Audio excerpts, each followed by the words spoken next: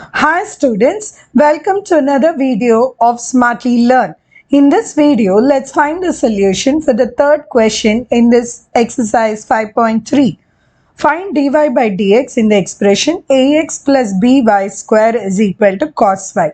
So every term we are going to differentiate it with respect to x. So if you differentiate the first term with respect to x, you get to have a plus. In the second term, we are going to see b is a constant. So I'm going to differentiate y squared. So it will become 2by into dy by dx is equal to, on the right side, differentiation of cos y is going to become minus sin y dy by dx, applying the concept of chain out here.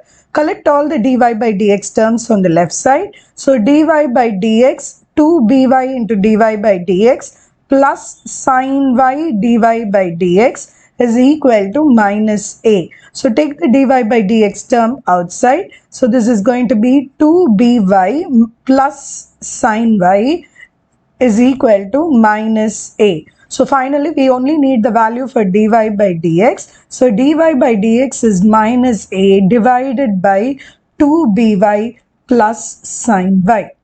In the next video, we will find the solution for the fourth question in this exercise. See you in the next video. Bye.